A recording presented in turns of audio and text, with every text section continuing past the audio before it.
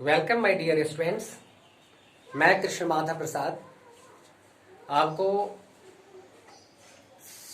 शिक्षा संकल्प welfare society में आपका हार्दिक स्वागत करता हूं।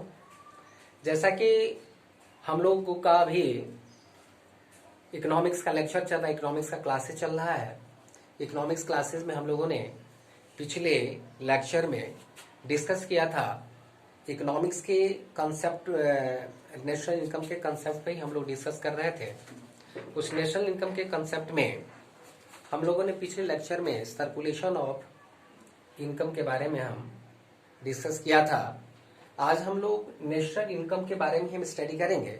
तो नेशनल इनकम का एक बहुत बड़ा और बहुत ही इम्पोर्टेंट कंसेप्ट है, वो डोमेस्टिक टेरिटरी है।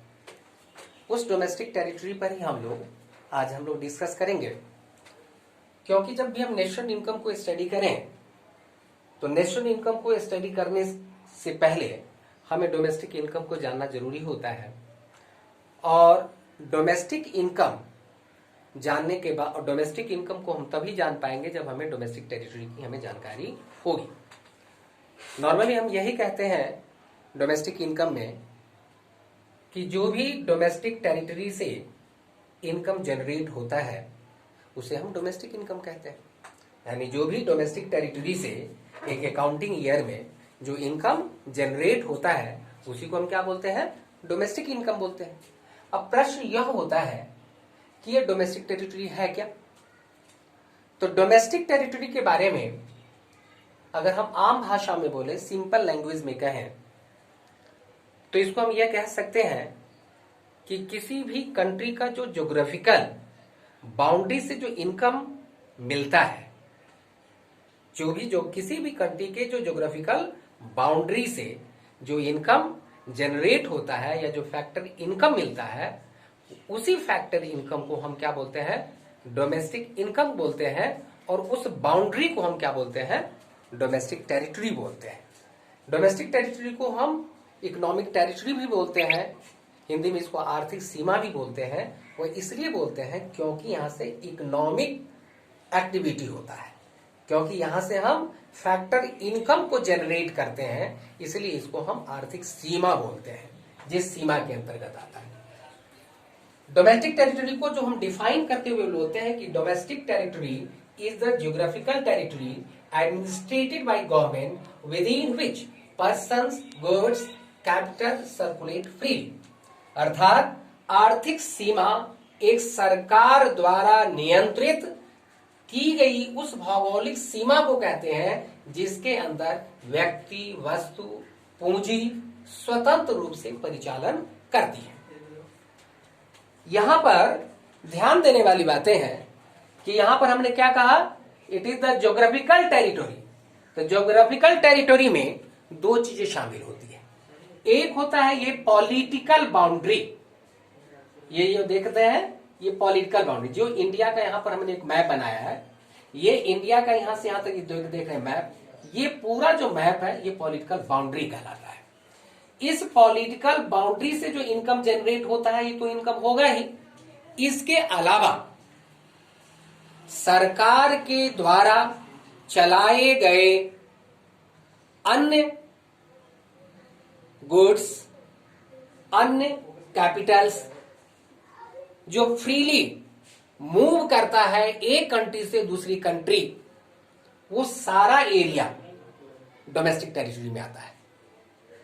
उदाहरण के लिए अगर हम बात करें, ये पॉलिटिकल बाउंड्री है, इस पॉलिटिकल बाउंड्री के अलावा यहां पर आप देख रहे हैं ये सारे के सारे एरिया है, यह वाटर एरिया है। यह वाटर एरिया, ये सीज का एरिया है पूरा का पूरा।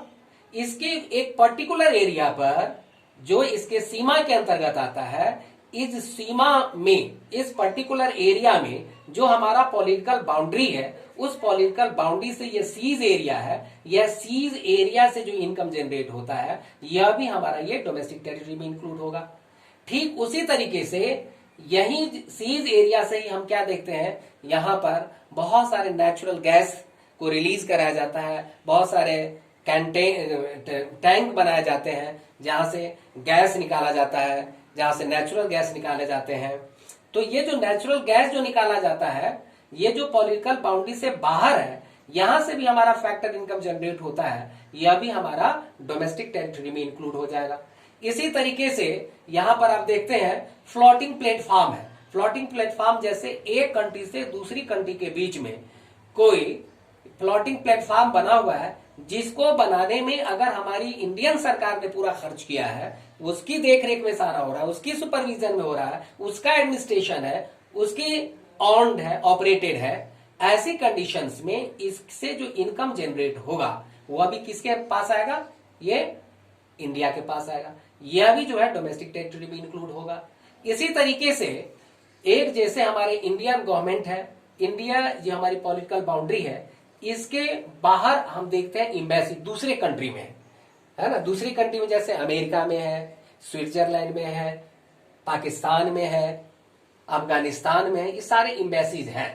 ये सारे एम्बेसीज किसका है? इंडिया का एम्बेसीज है। और इंडिया का एम्बेसी जो इसका पूरा लुक आफ्टर, पूरा एडमिनिस्ट्रेशन वह इंडियन गवर्नमेंट करती है। इसीलिए ये जो एम्बेसी भी है, जो फॉरेन में एम्बेसी है इंडियन एम्बेसी, वह फॉरेन में जो इंडियन एम्बेसी है वह भी इंडिया के डोमेस्टिक टेरिटरी में इंक्लूड होगा।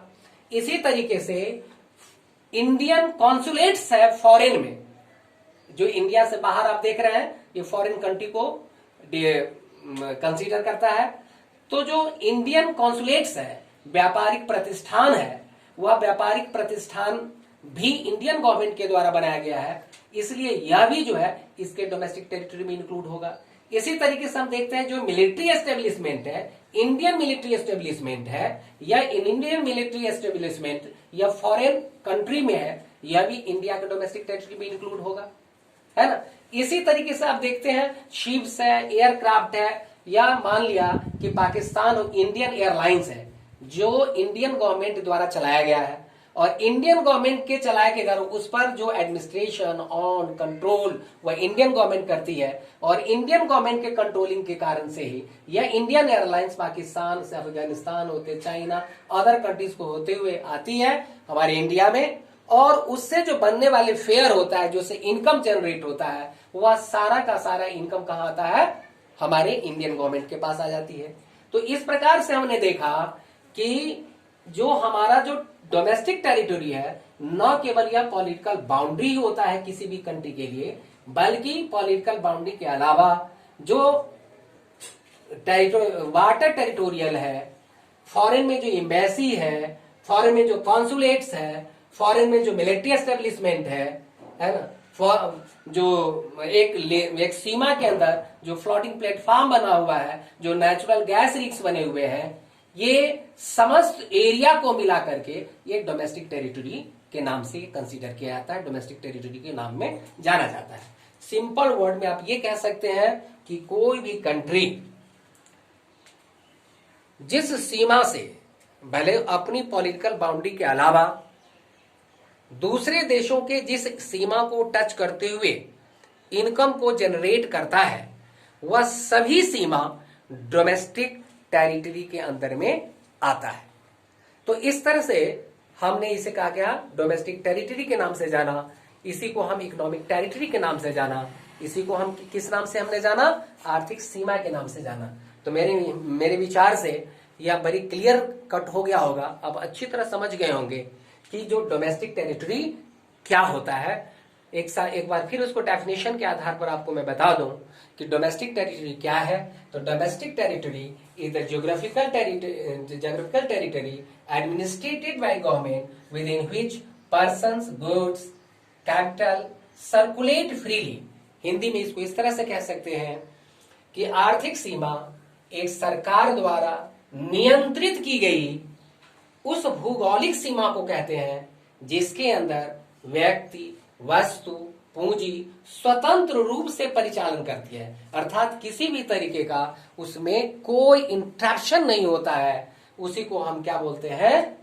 घरेलू सीमा बोलते हैं। घरेलू सीमा में क्या क्या चीज शामिल करते हैं? तो घरेलू सीमा में जो हम शामिल करते हैं उसके बारे में मैंने बताया था कि घरेलू सीमा में हम शामिल सबसे पहले करते हैं पॉलिटिकल बाउंड्री शामिल करते हैं।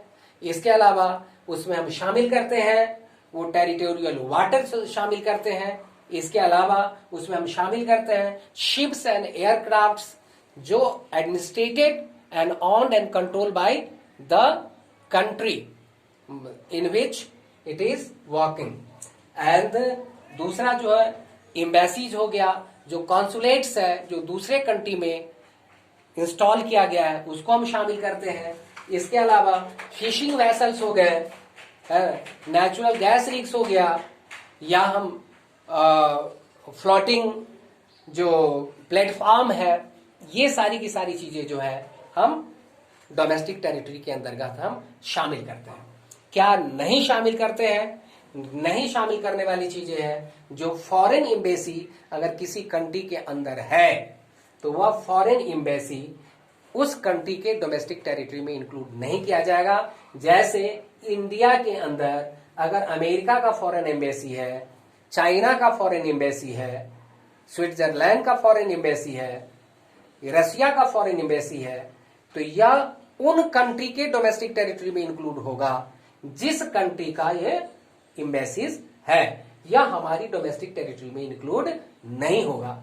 ठीक उसी तरीके से जो मिलिट्री एस्टेब्लिशमेंट अगर हमारे कंट्री में किसी फॉरेनर का है, मिलिट्री इसी के अलावा कॉन्सुलेट्स अगर किसी फॉरेन कंट्री का हमारे यहाँ है तो यह उसके डोमेस्टिक टेरिटरी में इंक्लूड होगा, यह हमारी डोमेस्टिक टेरिटरी में इंक्लूड नहीं होगा, है ना।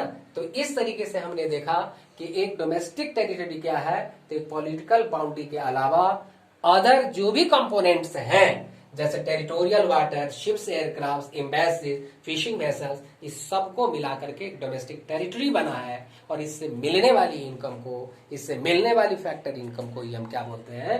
डोमेस्टिक इनकम कहते हैं। मैं समझता हूं कि अब आप अच्छी तरह समझ गए होंगे कि डोमेस्टिक टेरिटरी क्या है। अब आगे जो हम एक नया जो हम इसमें एक अलग कंसेप्ट है नॉर्मल रेजिडेंट्स का, उसको नेक्स्ट क्लास में हम लोग रखेंगे, नेक्स्ट लेक्चर में रखेंगे। तब तक के लिए मैं यहीं पर आज का वीडियो समाप्त करता हूं। आप अधिक से अधिक अगर आपको अच्छा लगे तो इसको आप शेयर करें, अपने दोस्तों के बीच में रखें, और फिर हम और किसी भी तरह की अगर बात रखनी है तो आप कमेंट बॉक्स में रखें। कोई क्वेश्चन एराइज हो रहा हो, किसी तरह की बात कहनी हो, कोई आपको एडवाइस देना हो, तो कमेंट बॉक्स में रख करके आप रख सकते हैं, उसको हम जवाब देने की कोशिश करेंगे। धन्यवाद।